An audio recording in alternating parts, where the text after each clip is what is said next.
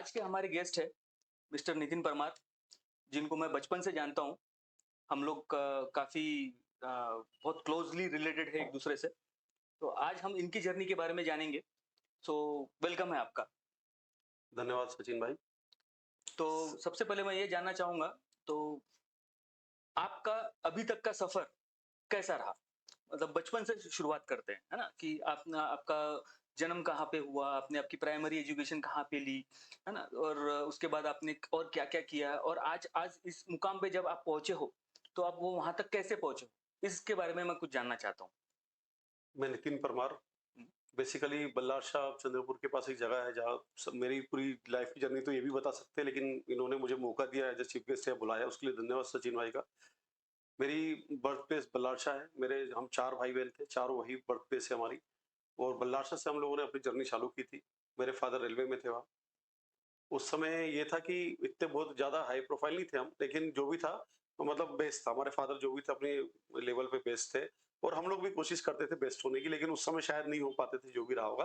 बल्लारशाह एक छोटी-सी जगह थी जहाँ मेरा मानना है कि वहाँ जो सक्सेस रेशियो देखोगे तो आप 10 या 20% हो, 80% लोग सक्सेस हो नहीं पाते वहाँ। क्योंकि छोटी जगह है, वहाँ ज़्यादा मतलब प्राइवेट इंडस्ट्री नहीं है और जॉब के ज़्यादा चांसेस भी कम है वहाँ।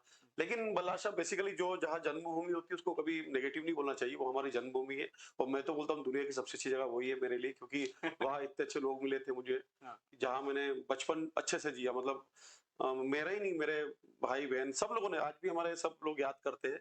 आज हम चारों भाई-बहन अपनी जगह बहुत सक्सेस है।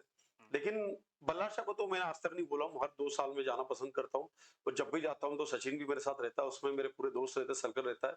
और आज स्कूल छोड़े हुए हमारे को हो गए लगभग 25-26 साल। लेकिन 25-26 साल में कभी ऐसा नहीं हुआ है कि हम लोग आपस में नहीं मिले होंगे।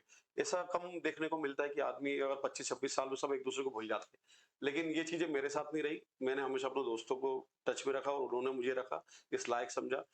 तो जर्नी मेरी बलासा से चालू हुई। बहुत नटखट शुरू से रहा हूँ। व्यावहारिकता और दोस्त यारी के लिए हमेशा खड़े रहने वाला इस शुरू से मेरा नेचर रहा है। तो मेरी शुरुआत बलासा से हुई और सबसे अच्छा चाइल्डहुड या बोल सकते हैं अच्छा बचपन का समय बलासा में निकाला और सबसे अच्छा अचीवमेंट अच्छे दोस्त थे मेरे वहाँ के। फिर मेरे फादर का ट्रांसफर इटारसी हो गया था, तो इटारसी हम 4 साल रहे, फिर फादर का ट्रांसफर भोपाल हुआ, फिर भोपाल भी रहे। तो आज भी अगर मुझे वो हिंदी लिखने की बात करेगा ना, तो हिंदी आज भी मात्राओं में बहुत ज़्यादा गलती करता हूँ, क्योंकि मराठी वहाँ लिखता था, यहाँ हिंदी लिखना पड़ा। तो समस्या ये है कि जो जिस तरह से जो मतलब फिनिशिंग आनी चाहिए थी राइटिंग वर्क में, इंग्लिश में तो ठीक है, लेकिन हिंदी और मराठी में, तो दोनों में आज तक परिपूर्ण नहीं हो पाया मैं, क्योंकि बचपन में कुछ सीखा था, बड़े होके कुछ और सीखना पड़ा। तो हो सकता है मेरे कई सारे नंबर भी कम हो गए होंगे शायद उसमें। तो 10th में इनिशियल जैसे 9th पास आउट करने का 10th गया था उधर इटारसी में, तो डायरेक्ट एमपी बोर्ड आया। अब Maharashtra board MP board compare करोगे तो आप किसी बोर्ड पे क्वेश्चन मार्क नहीं लगा रहा हूँ मैं, लेकिन बहुत फर्क आता है। तो वहां जाते से 10th का एग्जाम दिया। 10th के एग्जाम में वहां ऐसा रिजल्ट आता था कि 30%, 25% ये रिजल्ट होता था। हुँ, हुँ, और उसमें भी मैं 58% लेके पास हो गया। ये मेरी मम्मी पापा इतने खुश हुए थे जैसे आईएएस बन गया मैं। लेकिन ठीक था, क्योंकि इनिशियल पहला साल था 10th में, वहाँ रिजल्ट भी बहुत डाउन था। तो फिर उसके बाद मेरे पापा तब फर्स्ट ईयर में जब मैं था तब भोपाल आ गए थे। फिर भोपाल में हमारी जर्नी चालू हुई। भोपाल एक ऐसी जगह है जहाँ मतलब हम चारों भाई बहन की किस्मत में ऐसी जगह आई कि हमारी पूरी दुनिया बदल गई उस दिन। कि भोपाल में हम लोगों ने बहुत प्रोग्रेस की। बहुत प्रोग्रेस की, मतलब मेरे फादर को इसोफेगस कैंसर था। मेरे फादर ज्यादा समय देख नहीं पाए थे। लगभग 48-50 साल की उम्र में इसोफेगस का कैंसर था, तो वो नहीं रहे। फिर अब पूरी घर की जिम्मेदारी मेरे ऊपर आ गई थी। तो मैं कंपोजिशन बैकग्राउंड से मेरे फादर की जगह नौकरी में एमसीएम क्लास 3 में आया था। और ठीक 3 साल की नौकरी के बाद मैंने यूनियन ज्वाइन की। यूनियन ट्रेड यूनियन 2 ही होती है रेलवे में। मैंने यूनियन ज्वाइन की और मात्र 1 साल के अंदर, ये हिस्टोरिकल इंसान हूँ मैं कि मैं यूथ विंग का जनरल सेक्रेटरी बना मात्र 24 साल की उम्र में। अच्छा, ये बहुत बड़ी बात है ये तो हाँ, मतलब ये जो कुछ टैलेंट था मेरे में जो ऊपर के लोगों ने मुझे देखा और हुँ, 24 साल की उम्र में मात्र मुझे जोनल जोनल महामंत्री, जोनल सेक्रेटरी हुँ, या जोनल जनरल सेक्रेटरी जो भी बोल सकते हो, वो बना मैं। फिर उसके बाद मैंने जीवन में पलट के नहीं देखा। उसके बाद मैं यूनियन में इतना एक्टिव रहा कि जितनी भी की पोस्ट थी, ऐसी कोई की पोस्ट नहीं होगी जो मुझसे छुपी होगी। और इन सबसे बड़ी बात है कि इलेक्टेड मेंबर, देखो नेता तो सब बन जाते हैं, लेकिन इलेक्शन लड़के जो इलेक्टेड होता है वो बड़ा होता है। हुँ, तो आज की डेट में मैं एक स्कूल है जिसमें कम से कम 900 बच्चे हैं, हुँ, रेल बाल मंदिर, उसका आज सेक्रेटरी हूँ। पूरा स्कूल मेरे अंडर में रन कर रहा है। और उस स्कूल को जीतने के लिए मेरी यूनियन से कम 10 साल से सब लोग हार रहे थे, लेकिन मैं पहली बार चुनाव को लड़ा और उस व्यक्ति को, सामने वाले सेक्रेटरी को हराया, 10 साल का रिकॉर्ड उसका तोड़ा, और एज अ सेक्रेटरी आज मैं वर्क कर रहा हूँ वहाँ पे। अच्छा, और मैं आपको थोड़ा-सा रोकना चाहूँगा। आपने कहा कि आपके यूनियन की वजह से आप वहाँ पे जीते। तो ऐसे अलग-अलग यूनियंस होते हैं वहाँ पे? 2 यूनियन, ट्रेड यूनियन तो 2 ही होती है। अच्छा। हाँ, लेकिन क्या है कि हमारी यूनियन, मतलब हुँ, जो जिस यूनियन से बिलॉन्ग करता था, वो यूनियन लगातार 10 साल से हार रही थी। ओके, ओके, लेकिन मैं जब चुनाव लड़ा एज अ सेक्रेटरी, तो मैंने फिर डिफीट करने का काम किया ओके। और मैंने हिस्टोरिकल विन ली। उसके बाद फिर मैं इलेक्शन तो लगातार पिछले 15 साल से लड़ता रहा हूँ। इसीसी सोसाइटी है, हुँ, हुँ। इसी सोसाइटी में लगभग 15 साल से मैक्सिमम वोट के साथ लगातार जीतता आ रहा हूँ, सबसे ज्यादा वोट। जो टोटल कम से कम 36 लोग उस चुनाव में लड़ते हैं, 36, हुँ, हुँ। उसमें मैं टॉपर रहता हूँ हमेशा, पिछले 15 साल से लगातार। क्या तो बात है, क्या बात तो ये थोड़ा सा मेरा मानना है कि ट्रेड यूनियन में क्या, हमेशा आदमी को नेगेटिव, कोई आदमी कोई परेशानी लेके आ रहा, तो उसको उसको नेगेटिव बातें मत करो उससे, है। हुँ, आप पॉजिटिव बात करो, उसको चाय पिला दो, हुँ, उसके कंधे पे हाथ रख दो, हुँ, उसको थोड़ा मीठी बात कर लो। मेरा मानना है कि वो काम हो या ना हो, हुँ, लेकिन आपको वोट भी देगा, आपके साथ हमेशा खड़ा रहेगा। तो हुँ, कुछ चीजें मेरे जेनेटिक थी कि दोस्तारी निभाना, लोगों से अच्छा बिहेवियर करना। इवन मैं कभी बाइक से या कार से भी जाता हूँ, अगर कोई रेलवे एम्प्लॉय दिखता मुझे, तो फट से गाड़ी खोल के खड़ा हो जाता हूँ, आप बैठना यार, कहाँ जा रहे हो। और चाय की दुकान पे खड़ा होता हूँ, तो मैं भले 5 रुपए की चाय पीऊंगा, लेकिन मैं बिल देता हूँ 70-80 रुपए का। तो कुछ चीजें थी मेरे में जो थी। और तो इस तरह से मेरी प्रोग्रेस हुई। और मेरे भाई बहन है, मतलब अपने दोनों भाई है जो जीरो से चालू हुए थे, आज करोड़ों में उनका बिजनेस, बल्कि एल्कोहल का भी बिजनेस अच्छा, बहुत जोरदार बिजनेस है। मेरी सिस्टर पीओ में, आरबीआई में पीओ में भर्ती हुई थी, लेकिन ओके। उसने आज सर्विस छोड़ दी, क्योंकि वो खुद, उसका भी बहुत लमसम काम है। हुँ, हुँ। मेरा एक ब्रदर लॉ है जो आज की डेट में नीति आयोग का डायरेक्टर है, आईआईटी अच्छा। आईआईटीएन टॉपर था वो। हुँ, हुँ। मेरी वाइफ एमपी बोर्ड की भोपाल डिवीजन के 8th रैंक में टॉपर थी, टीचर थी, लेकिन बच्चे, मेरे बच्चे के लिए उसने भी सर्विस छोड़ दी। हुँ, हुँ। और एक बेटा है मेरा, वो भी मेरे तो जीवन का अचीवमेंट मानता हूँ कि मेरे भाई बच्चे, मेरे भाई परिवार, मेरे, मतलब दोनों साइड से बहुत सक्षम मानता हूँ अपने आप को। हुँ, हुँ। जो भी समस्या आती है कि मैं ही खड़ी करता हूँ बाकी मेरे परिवार की तरफ से कोई समस्या नहीं आती है। और अच्छा, भोपाल तो जन्नत टाइप का लगता है मुझे, बढ़िया चल रहा है सब। और यहाँ मेरे दोस्तों के लिए नागपुर बलाशा आता रहता हूँ। ओके। एक्सीलेंट, मतलब काफ़ी इंटरेस्टिंग जर्नी रही आपकी, बहुत बढ़िया। है ना? तो अब इसमें मैं, वैसे तो आपने काफ़ी सारे सवालों को मेरे ऑलरेडी जवाब आपने दे दिए हैं, लेकिन मैं फिर भी ये जानना चाहता हूँ कि आपने कहा कि नौकरी के 3 साल के बाद ही आपने वो इलेक्शन जीतना वगैरह शुरू कर दिया। चलो, तो ऐसा क्या ट्रिगर हुआ कि आपको ऐसा लगा कि नहीं, ये नौकरी के साथ में मैंने यूनियन में भी आना चाहिए और मैंने इलेक्शन लड़ना चाहिए? ऐसा आपको क्यों लगा आपको?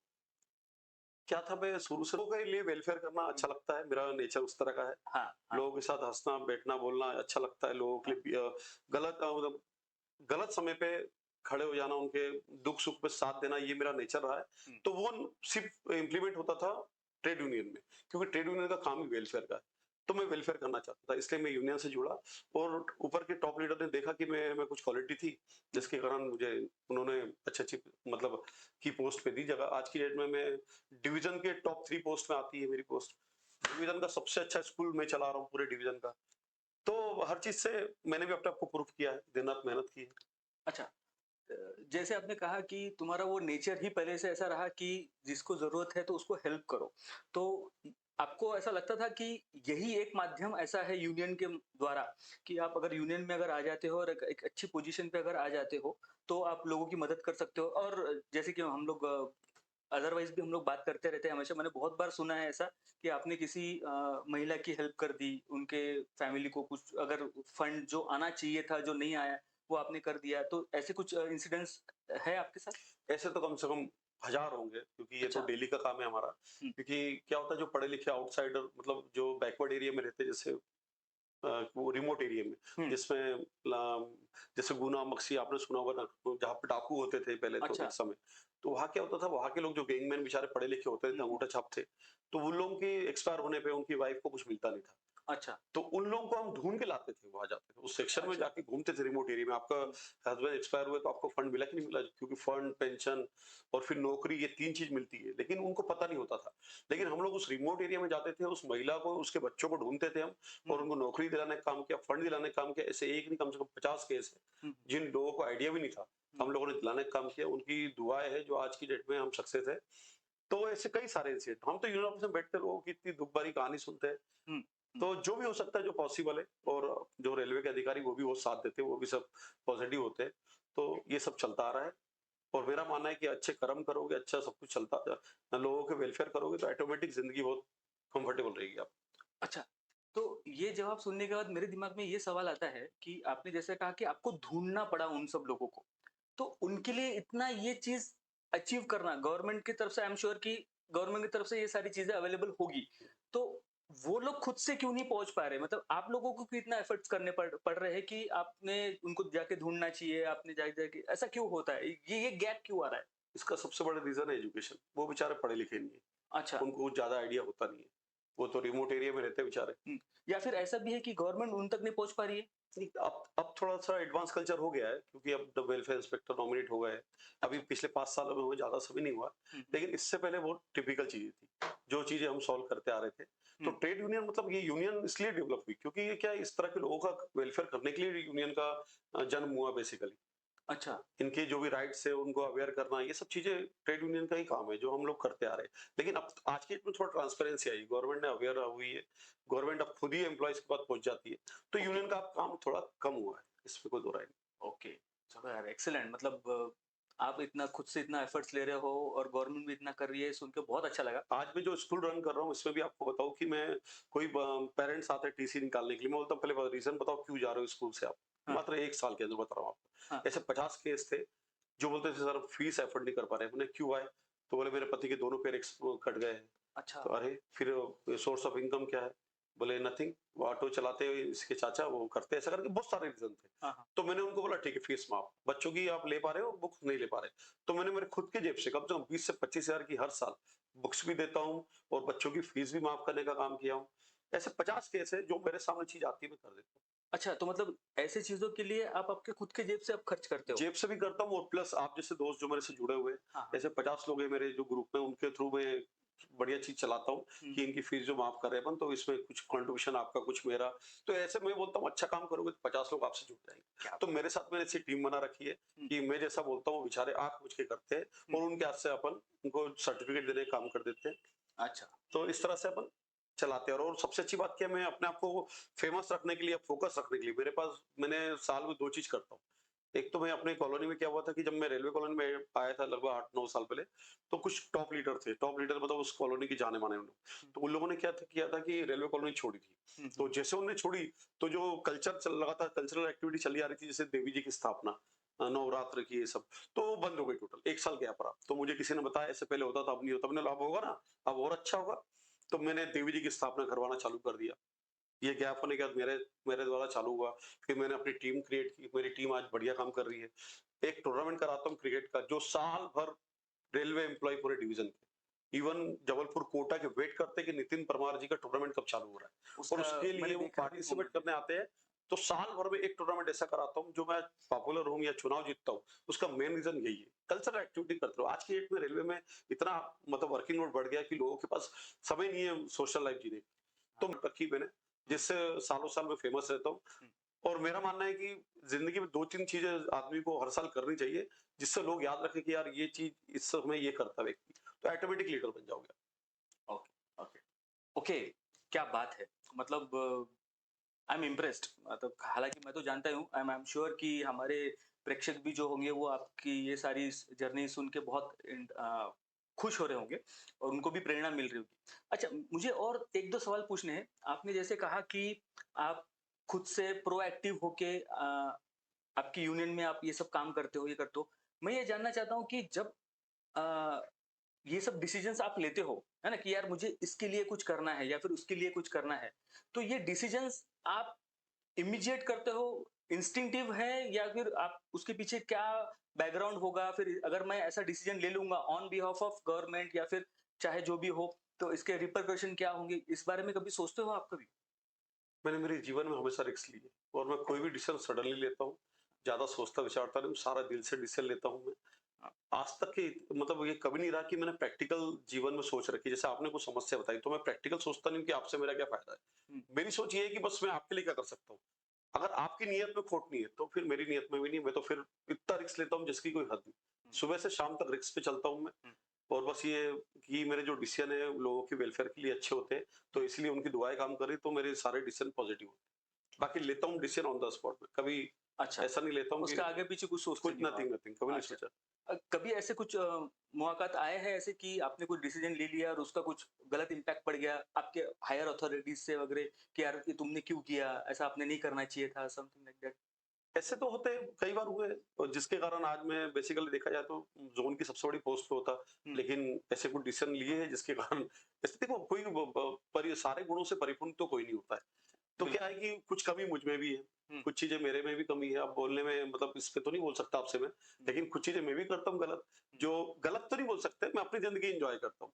अब हर चीज़ मतलब एम्प्लॉयी के हिसाब से कि 24 घंटे उनके फ़ोन उठाओ, 24 घंटे उनके साथ खड़ा रहूँ, तो वो नहीं होता। मैं अपनी लाइफ़ जीता हूँ, सोशल लाइफ़ भी जीता हूँ। मैं अपने बीवी बच्चों को समय देना बहुत पसंद करता हूँ। हुँ, मोबाइल बंद कर लूँगा, चाहे कितनी बड़ी घटना हो जाए किसी के साथ, लेकिन अगर मैं अपनी फैमिली के साथ हूँ, तो फैमिली का हूँ, और दोस्तों के साथ हूँ, फिर अगर उनके साथ हूँ, तो फिर भी मोबाइल बंद कर लूँगा, क्योंकि मैं चाहता हूँ जहाँ हूँ वहीं रहूँ। मैं ऐसा बँटना नहीं चाहता। लेकिन अगर स्टाफ के साथ हूँ, तो स्टाफ के साथ रहूँगा, तो यूनियन के साथ हूँ, तो यूनियन के साथ रहूँगा। जहाँ हो जाऊँ, मैं वहीं रहूँगा। मैं ऐसा डिस्ट्रीब्यूट नहीं होता हूँ कि यहाँ भी दिमाग चला रहा हूँ, वहाँ भी दिमाग चला रहा हूँ। तो वो मेरी बिहेवियर नहीं, मेरा नेचर अलग टाइप। क्या ओके। अच्छा, जैसे कि मैंने कहा कि मैं तो आपको बचपन से जानता हूँ और हमारे फ्रेंड सर्कल में आपको एक नाम से बहुत आप फेमस हो। हम सब लोग आपको नेताजी बोलते हैं, ठीक है? तो नेताजी मतलब एक लीडर, है हुँ। ना? तो आपको कब ऐसा लगा कि यार मुझ में वो लीडरशिप क्वालिटी है कि मैं लोगों को लीड कर सकता हूँ? ऐसा आपको कब रियलाइज़ हुआ? मुझे रियलाइज़ जब हुआ, तो जब आप 6th में आए थे, 5th में आए थे आई थिंक। तो क्या था, आप इतने कलाकार थे कि आपके पास भी 3-4 लोग थे जो आपके साथ चलते थे। हाँ। है ना? लेकिन ये था कि आपके साथ उनमें से ग्रुप में से आज भी कोई नहीं है। लेकिन मैं एक ग्रुप लेके चलता था, हाँ, तो मेरे को वही फ़ील हो गया था कि अगर मैं सचिन के अगेंस्ट खड़ा हूँ, तो मेरे पास अगर 5 लोग हैं, तो मैं भी लीडर हूँ। तो मुझे तो बेसिकली लीडरशिप के जो गुण दिखा था, वो आपसे अगेंस्ट में होके चला था। अच्छा। क्योंकि आज आपके साथ का जो वो थे, आपके साथ आज भी नहीं है। लेकिन जो मेरे साथ के थे, मेरे साथ है, और आप मेरे साथ आ गए। तो लीडर तो मैं ही हूँ बेसिकली। अच्छा, तो मतलब ये आपको बाल-गुट्टी बचपन में ही मिल गई थी बचपन मतलब? में मिल गई थी, अच्छा, और हाँ। पता नहीं नेचर है, मज़ा आता है बस लोगों को जोड़ने में, लोगों के साथ हँसी-मज़ाक करने में। अच्छा। आजकल लीडर मतलब क्या होता है? कोई इमोशनल बात करे, सेंसिटिव बात करे, लीडर थोड़ी होता है। हुँ, उससे आदमी रोज़ कट जाएगा। हुँ, लोगों को मज़ा आना चाहिए आपके साथ खड़े होने में, कि आप नितिन के साथ खड़े मतलब हँसी-मज़ाक हो रही है, या कुछ अच्छी बातें हो रही है ना? नॉलेज-वॉलेज तो देखो यार, फिर तो अब आईएएस की तैयारी कर रहे हो तो ठीक है, आईपीएस की तैयारी कर रहे हो तो नॉलेज अलग चीज़ है। हुँ, लेकिन हम तो सोशल ज़िंदगी जीने के लिए आए हैं। हुँ। तो मैं तो हँसी-मज़ाक करना, लोगों के साथ एन्जॉय करना, ये सब पसंद करता हूँ। तो लीडर तो वही है। आज की डेट में आदमी चाहता है इतने बिज़ी शेड्यूल में अच्छी ज़िंदगी जीना, अच्छी बातें करना। ट्रू। सक्सेस तो सभी है, हाँ, लेकिन किसी के साथ बैठा है तो उसको अच्छा लगना चाहिए। तो वो चीज़ मेरी रही पॉज़िटिव, मतलब यही मेरी पॉज़िटिव चीज़ रही है कि लोगों को वो चीज़ मेरी अच्छी लगती है, तो मैं लीडर बन गया आपके आशीर्वाद से। फ्यूचर प्लानिंग्स क्या है आपकी? मतलब with respect to Indian railway आपका एक करिकुलम में या फिर आप आपके प्रोफेशनल लाइफ में अभी आगे क्या अचीव करना चाहते हो? मैं बहुत दुनिया का सबसे सैटिस्फाइड आदमी मानता हूँ कि मैं जहाँ बोलो वहाँ समय दे देता हूँ, कभी ज़्यादा सीरियस नहीं होता हूँ, और ना नौकरी का ऐसा प्रेशर है मेरे ऊपर, ना फैमिली का प्रेशर है, ना दोस्तों का। जहाँ मुझे अच्छा लगता है कि इस समय यहाँ जाना चाहिए, जैसे आज आपने बोला तो यहाँ आ गया। हुँ, मेरी वाइफ बोलेगी नेक्स्ट सैटरडे संडे उनको कहीं जाना है तो वहाँ चले जाऊँगा। दोस्त यारों ने कहीं बोल दिया तो वहाँ चले जाऊँगा। तो मैं ज़्यादा वो मेरे कुछ महत्वाकांक्षाएँ नहीं, बेसिकली ज़्यादा मैं वो नहीं हूँ। हुँ, मैं तो जो हूँ जहाँ हूँ बेस्ट मान जो हमारे जनरल सेक्रेटरी चाहते हैं उसको बना देते हैं। उन्होंने कहा था कि ये चुनाव जीत के बता दो, क्योंकि हमारी यूनियन का 10 साल से एक भी व्यक्ति एक भी चुनाव नहीं जीता था इसका। लेकिन मैं यूनियन चेंज करके इधर आया, वेस्ट सेंट्रल मजदूर संघ, और मैं पहला ऐसा व्यक्ति हूँ जहाँ 15 साल से 0 थी यहाँ की सीट।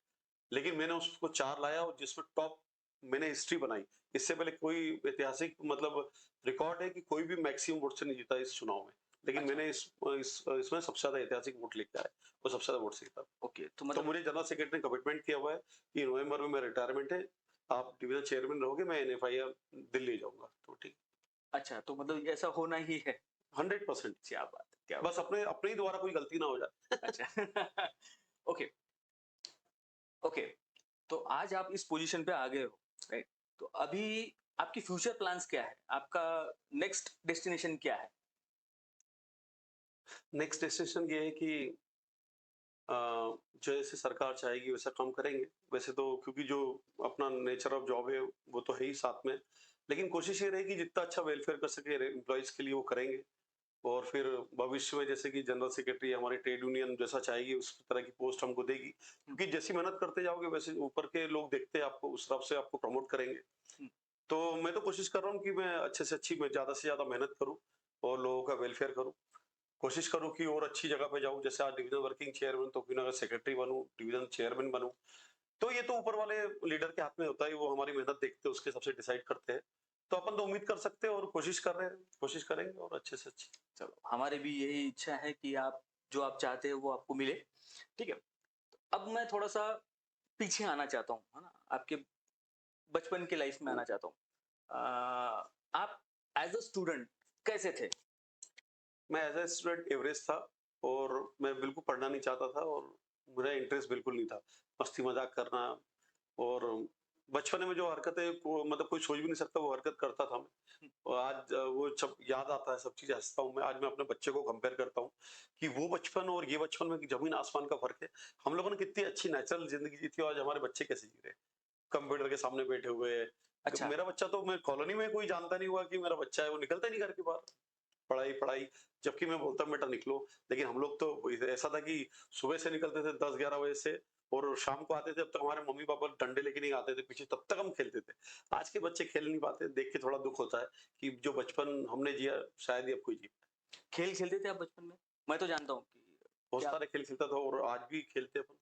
अच्छा, क्रिकेट में तो मतलब महारत हासिल है आज भी कि इस उम्र में कोई खेले तो 20-22 साल के बच्चों को फेल कर दे, इस तरह का आज भी फिनिशिंग है क्रिकेट में। क्रिकेट खेलते राइट, राइट। अच्छा, क्रिकेट खेलते थे और कोई दूसरे खेल कोई खेलते थे आप?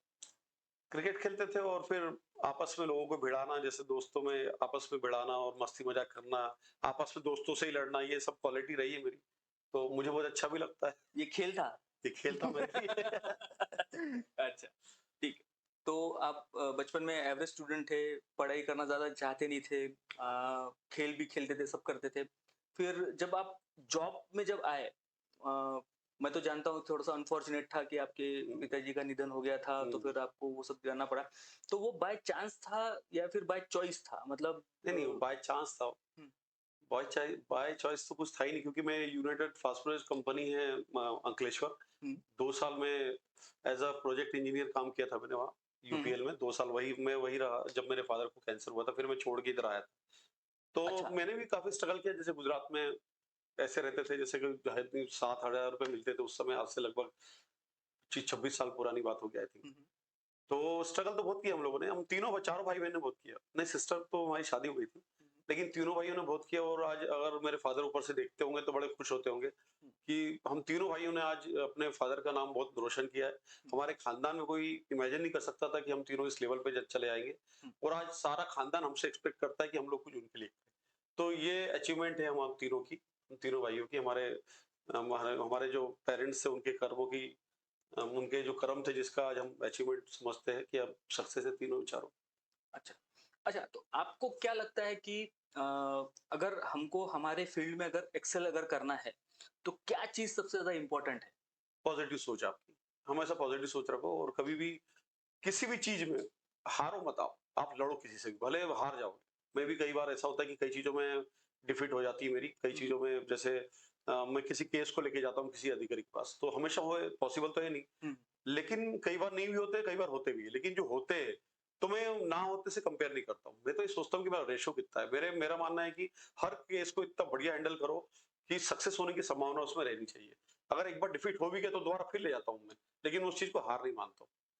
और कोशिश ये करता हूँ मेरे साथ जो लोग हैं, वो कभी नेगेटिव सोच ना रखें अपने पास। अच्छा तो इसमें कहीं स्किल का फ़ोकस आता है या फिर स्किल का बिल्कुल स्किल का क्योंकि बहुत सारा आपने जैसे कहा कि अगर आप 1-2 बार फेल भी अगर हो जाए, फिर भी आप हार नहीं मानते हो और उसको फिर से रिप्रेज़ेंट करने की कोशिश करते हो। तो कहीं न कहीं इसमें आपका स ये स्किल्स है, आप मानते हो कि ये आपका ये स्किल है कि नहीं मैं हार नहीं मानूँगा, मैं जो काम करता हूँ वो काम में मैं बेहतर हूँ और मैं इसको अगर अच्छी तरीके से प्रेज़ेंट करूँगा तो मैं ये काम में सक्सेस होऊँगा। मेरा ये मानना है कि देखो ये मेरे साथ तो जेनेटिक प्रॉब्लम था। मेरे तो ना खानदान में कोई हार मानता है, ना मैं मानता हूँ। तो मेरा तो जेनेटिक प्रॉब्लम था, लेकिन मैं फिर भी देखता हूँ आजकल के लोग जल्दी मतलब ना निराश जल्दी हो जाते हैं। लेकिन मैं उनसे बोलता हूँ कि कुछ इंस्टीट्यूट्स हैं बहुत सारे, हुँ, उनको जॉइन करो, कुछ पॉजिटिविटी लाओ। हुँ, क्योंकि इंस्टीट्यूट में मैं देखता हूँ जैसे मैं भी स्पोकन इंग्लिश गया था 2-3 बार, तो वहाँ मोटिवेशनल चीज़ें मिलती है।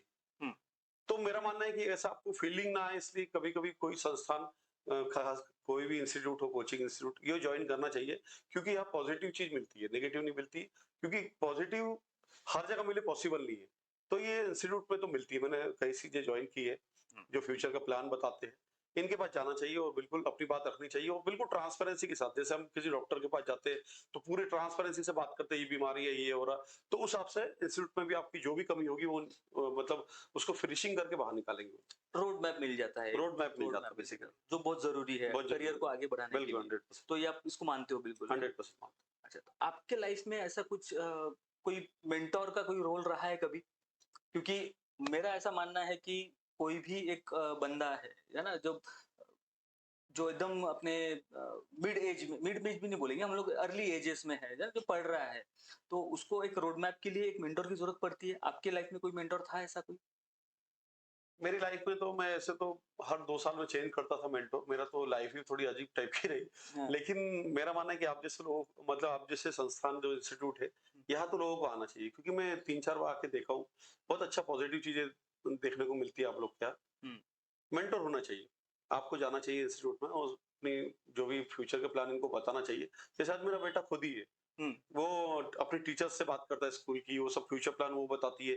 जो चीज़ मैं नहीं सोच सकता अपने बच्चे के लिए उसके टीचर बता देती है। अच्छा, वो खुद जाके पेरेंट्स मीटिंग बोलती है, सर इसका यहाँ ज़्यादा ध्यान है, इसको यहाँ देना चाहिए। तो अच्छा। ये बेसिकली होता है। तो मतलब वो टीचर ज़्यादा जानती है आपके टीचर बच्चे को कि वो करियर में क्या नहीं, करना चाहता है। टीचर जानती है, हम तो कभी बोलते भी नहीं बच्चों को कुछ। बेटा जो चाहते हो करो, हम ओके, तो सिर्फ जो कर सकते हो वही करेंगे। हम तो टीचर्स लोग उसको करती हैं, ओके, बताती हैं, एज़ अ पैरेंट हम उसको सपोर्ट कर सकते हैं, सपोर्ट लेकिन कर उसको सकते करियर में क्या करना है ये ज़्यादा हैं। वो टीचर सब ज़्यादा टीचर जानते बताते हैं। हैं। Okay, okay. आपका बच्चा क्या बनना चाहता है? क्या करना चाहता है लाइफ अभी तो कमर्शियल पायलट का टारगेट लेके बैठा है वो। हालाँकि हर साल उसका टारगेट चेंज होता है। में? इस साल उसका कमर्शियल पायलट है। तो वो जो बनना चाहे, मुझे कोई परेशानी नहीं और मैं मतलब किस एक खुशनसीब पापा बोल सकता हूँ अपने आप को कि मैंने आज तक मेरे बच्चे के कभी ₹1 का भी मुझे ऐसा लगा नहीं कि कभी नीचे सर झुका हो मेरा। हुँ, बच्चा मेरा अच्छा टॉपर रहा क्लास में, आज भी टॉपर है और कभी उसकी तरफ से कोई शिकायत मुझे तो सुनने को नहीं मिली। बड़ा खुशनसीब मानता हूँ मैं कि वाइफ़ और बच्चे दोनों बहुत अच्छे हैं। अच्छा नहीं तो आपके बच्चे की टीचर क्या कहती है कि इसका इंक्लिनेशन कहाँ पे है? एक्चुअली टीचर ने ही उसको वहाँ डाइवर्ट किया है। वो ही बोले मतलब उन्हीं ने कहा कि इसका एविएशन की ओर रुझान है, तो अच्छा, कमर्शियल पायलट बेस्ट है। वो तो मतलब टीचर्स बहुत अच्छी होती है। मतलब हाँ, दिल्ली पब्लिक हुँ, स्कूल में मेरा बच्चा तो वहाँ सब एक-एक चीज़ बच्चों को देखा जाता है। ओके, ओके, उसका इंटरेस्ट ये सब देख ओके।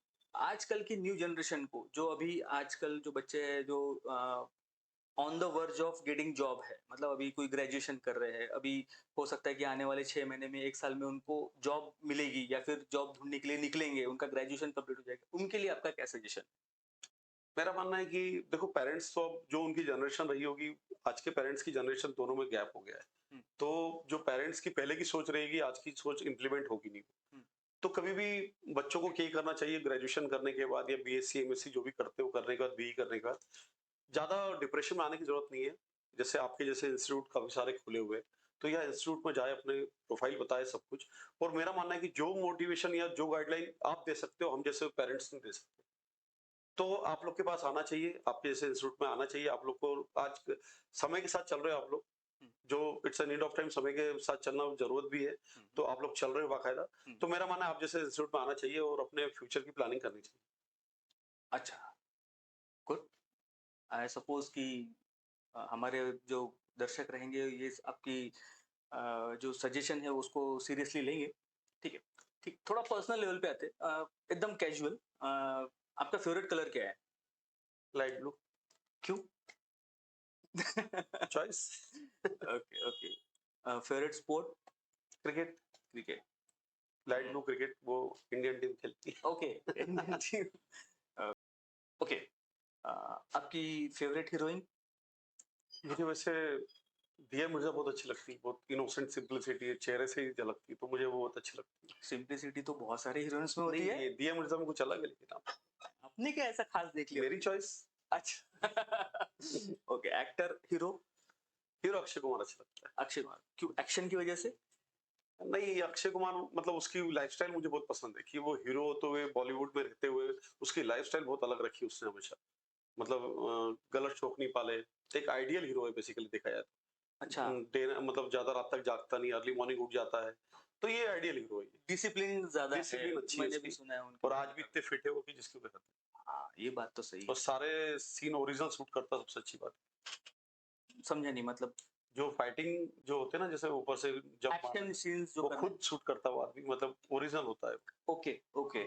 खुद से वो स्टंट्स करते हाँ, हैं खुद ही सारे वो। स्टंट करता ओके, ओके।